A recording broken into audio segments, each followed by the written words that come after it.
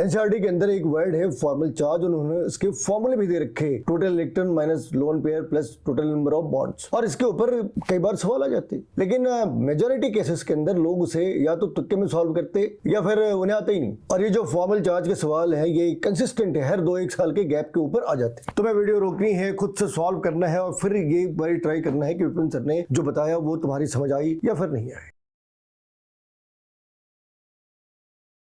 The formal charge of sulfur in SO3 will be, actually for calculating the formal charge, we always obey the octet rule. We always obey the octet rule.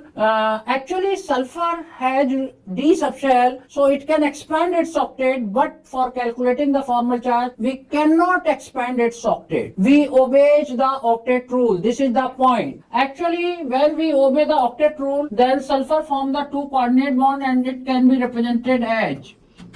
See, in this structure, you see all atom complete its octet. All atom complete its octet, even sulfur. Sulfur complete its octet, this oxygen and this oxygen. Actually, this is the coordinate bond. This is the coordinate bond. Formation of coordinate bond create the formal charge. Now see, how you calculate the formal charge? Only count the number of electron around the sulfur atom. Here 2 electron are present. In double bond 2 electron of sulfur and 2 electron of oxygen are present. So electron of sulfur are 2, here 1, here 1. So total 4 electrons are present around the sulfur. Around the sulfur. Actually, originally sulfur has 6 electrons, and here 4 electrons are present. So it has 2 electron deficient. 2 electron deficient. So the formal charge becomes +2. If electron becomes more than negative charge, negative formal charge is present. See here, oxygen has how many electrons around it? 2 to 4 to 6. And originally oxygen has 6 electrons, so it has formal charge 0. This oxygen 6 1 7, and originally oxygen has 6 electrons, and here 7 electrons are present, so the formal charge is -1, and here also 7 electrons are present, so the formal charge is -1. So in this way we can find out the formal charge of each atom. But here the question is the formal charge of sulfur, this is +2,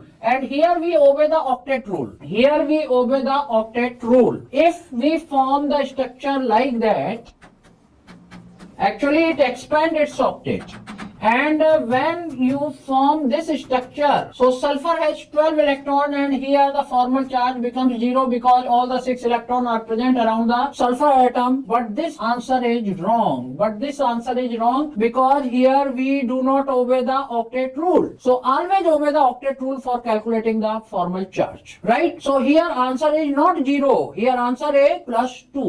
Here answer is +2. Vipin sir ने तुम्हें बहुत ही clarity के साथ समझाई कि इन्हें solve कैसे करते हैं। एक और तरीके हो सकते हैं, एक सीधा सा अप्रोच है, जिसने कोऑर्डिनेट कोवेलेंट बॉन्ड बनाई, जिसने इलेक्ट्रॉन डोनेट करी उसके ऊपर पॉजिटिव चार्ज, और जिसने इलेक्ट्रॉन एक्सेप्ट करी उसके ऊपर नेगेटिव चार्ज। अगर सल्फर ने 2 बॉन्ड बना रखी है, 2 कोऑर्डिनेट कोवेलेंट बॉन्ड बना रखी है, तो सल्फर के ऊपर 2 पॉजिटिव चार्ज आने, और अगर ऑक्सीजन ने एक कोऑर्डिनेट कोवेलेंट बॉन्ड एक्सेप्ट करी है तो उसके ऊपर -1 चार्ज। जो फॉर्मल चार्ज है उसे आइसोलेट नहीं कर सकते, उसे लैब के अंदर प्रिपेयर नहीं कर सकते। तो ये एक हाइपोथेटिकल सी बात है, लेकिन एग्जाम में तो आती। तो वीडियो पसंद आई हो तो लाइक करें, सब्सक्राइब करें, शेयर करें और बेल आइकन को प्रेस करें।